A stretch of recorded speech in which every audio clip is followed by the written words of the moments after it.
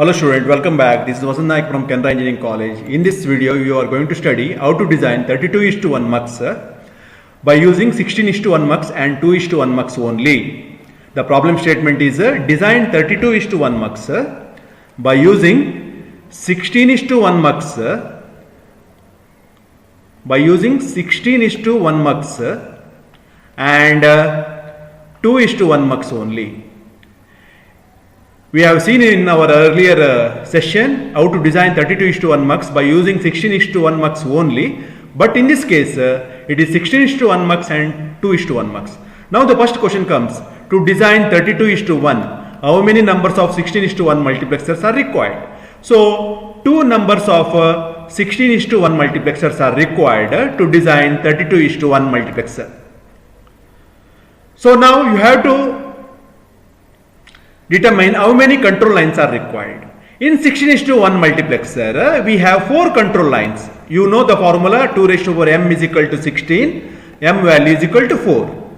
So in 32:1 multiplexer, we have 5 control lines. So how we will get 5 control lines here? So 16:1 multiplexer, we have 4 control lines, S0, S1, S2, S3. What I will do is I will short the both control lines of both IC. You can see here in this diagram, and I will take one more 2:1 multiplexer, and 2:1 multiplexer has got one more control line,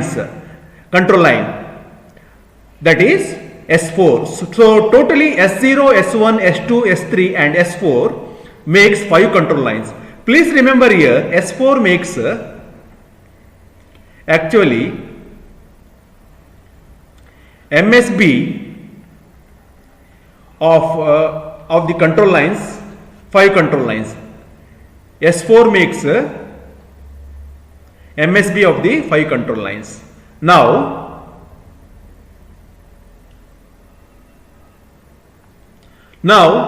the circuit diagram is, let me first connect two 16:1 mux. Let me first connect two 16:1 mux. This is the 16:1 mux and this is one more 16:1 mux. So I have to write here, this is 16:1 mux and this is also 16:1 mux.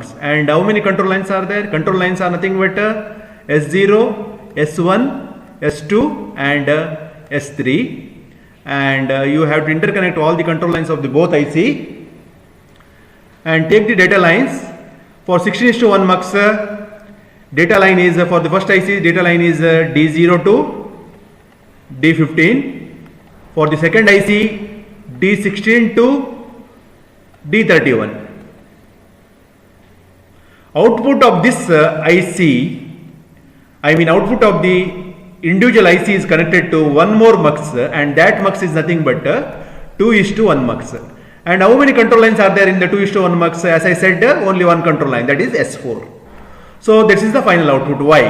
So in this way you can design 32:1 mux by using 16:1 mux and 2:1 mux. Now we have to see how this works. For that we need to draw the truth table of the control lines. Let's see now how this works. Here you can see the truth table for 5 control lines, that is S0, S1, S2, S3, S4. When you have 5 control lines, you will get 2 raised to power 5, that is 32 combination. That means you have 32 input lines here. So now you can see here 16 combination lines, 16 combinations and one more 16 combinations. So S4 remains, the value of S4 remains 0 throughout 16 combination, and it becomes 1 after 16 combination and remains 1 till next 16 combinations.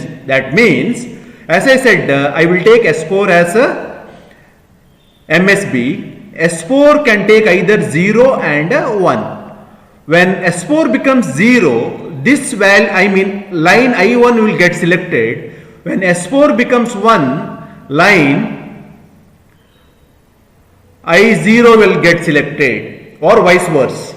So when S4 becomes 0, I0 will get selected. When S4 becomes 1, I1 will get selected. So we will take first now any example. For example, I will take the value I will take the value. Control line is something like this.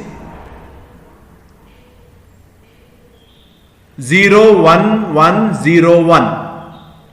This is the control line or control word value, where S4 is equal to 0 and S3 is equal to 1, S2 is equal to 1, S1 is equal to 1, S0 is equal to 1. Now we have to see which of the input line will get selected and moved to the output. So first we will see S4 is 0. When S4 is 0, I0 will get selected. That means this IC will get enabled. You have to do a reverse engineering. This IC will get enabled.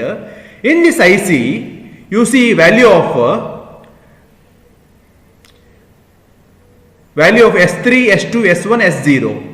So value of S3, S2, S1, S0 is nothing but D.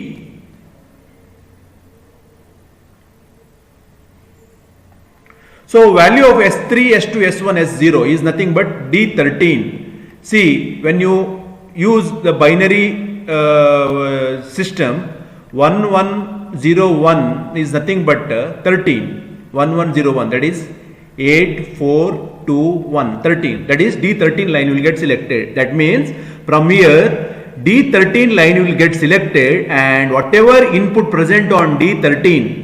So let me repeat. Whatever input present on D13 is moved to the output.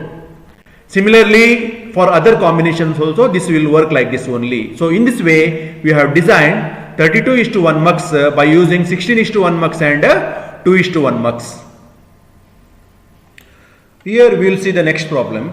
Implement the function using multiplexer. Sometimes they will not mention whether you have to use a 8:1 multiplexer or you have to use 16:1 multiplexer, or you have to use 32:1 multiplexer, or 4:1 multiplexer, or 2:1 multiplexer. Now you have to design this one by seeing the function. So function of 3 variable is given, and 3 variable contains 8 minterms. So that means you have to use 8:1 mux. 8:1 mux. So 3 variable is given, and 3 variable contains 8 minterms 0 to 7, M0 to M7, or I can say D0 to D7, that you have to implement by using now 8:1 mux. So we will see this, how this exactly works.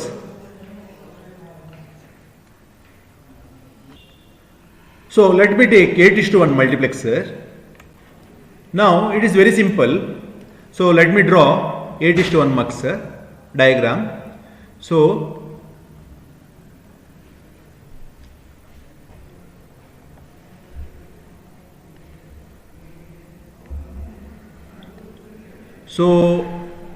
the 8:1 mux, let me draw the diagram of 8:1 mux. I have to write here 8:1 mux, and I need to write the inputs for 8:1 mux. The input for 8:1 mux is D0, D1, D2, D3, D4, 5, 6, 7.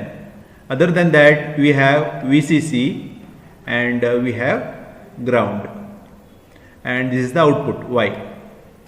Now by seeing this one, this is a SOP expression. In SOP expression, each minterm correspond to I level logic or I level, or each minterm is correspond to 1. The value of the each minterm is 1. That means here we have M1 is 1 or D1 is 1. Let me connect this one. D1 is 1. D1 is 1, D3 is 1, D5 is 1, and D6 is 1. So short it and connect it to the VCC. Connect this to the VCC and call this is a VCC or 1. VCC or 1. And rest of the connections are 0. That is Other than this, what is the rest of the connection? D0, D2, D4, D5 and sorry, not D5, D4 and D7. This is nothing but connected to ground. Anyway, this is connected to ground, and this is the implementation of 8:1 mux. Implementation 8:1 mux for the function of 3 variable. For the function of a 3 variable.